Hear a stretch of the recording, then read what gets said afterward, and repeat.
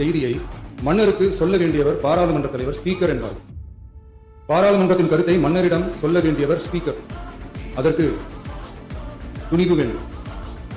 சில பணிகளை செய்வதற்குத்தான் பாராளுமன்றத்தின் அனுமதி வேண்டுமே தவிர அந்த ராஜ்யத்தில் உள்ள எந்த பிரஜைக்கும் மரண தண்டனை விதிக்கும் அதிகாரம் மன்னருக்கு உண்டு.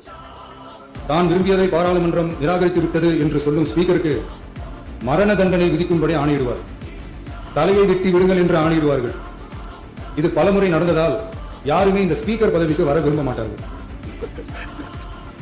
எனவே புதிதாக பாராளுமன்றம் அமையும் போது ஸ்பீக்கர் பதவிக்கு ஒருவர் அறிவிக்கப்பட்டவுடன் அவர் உடனே தலை தப்பித்தால் போதும் என்று ஓட்டம் பிடிப்பார். அணை முன்னவரும் எதிர்க்கட்சி தலைவரும் அவரை தடுத்து நிறுத்தி அவர் கைகளை பிடித்து இழுத்து வந்த ஆசனத்தில் அமர வைப்பார். இதுதான் அந்த காலத்தில் இருந்து வந்த மரபு. ஜனநாயக முறை ஏற்பட்ட பிறகும் இம்மரபு தொடர்கிறது.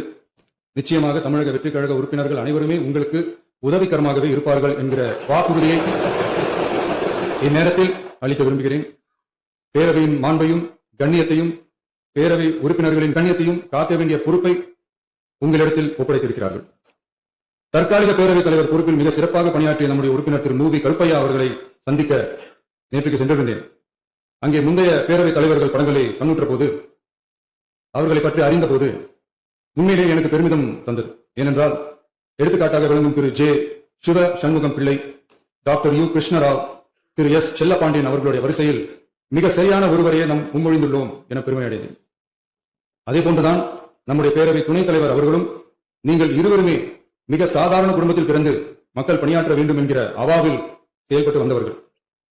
குணம் நாடி குற்றமும் நாடி அவற்றுள் மிகை நாடி மிக்க குழல் எனும் வள்ளுவரின் வாய்மொழிக்கேற்ப சட்டமன்ற நடவடிக்கைகள் சீராக செம்மையாக அமைதியாக நடைபெறும் வகையிலும் சட்டமன்ற ஜனநாயக பண்புகள் நெறிமுறைகள் பேணி பாதுகாக்கப்படும் வகையிலும் இந்த அவைக்கு பேரவைத் தலைவரும் பேரவை துணைத் தலைவரும் பெருமை சேர்ப்பீர்கள் எனும் நம்பிக்கை எனக்கு உண்டு. அரசியலுக்கு அப்பாற்பட்டு மனிதர்களை மதிக்கும் நல்ல பண்புகள் நிலைநாட்டப்பட வேண்டும். தமிழ் பண்பாடு போற்றப்பட வேண்டும். அவையின் மரபும் மாட்சிமையும் மதிப்பும் காக்கப்பட வேண்டும் என்ற நல்லெண்ணத்தின் அடிப்படையில் அந்த பதவி ஏற்றுள்ள தங்கள் இருவராலும் காப்பாற்றப்படும் என்னும் நம்பிக்கையை மீண்டும் தெரிவித்து என் உரையை நிறைவு செய்கிறேன். நன்றி, வணக்கம்.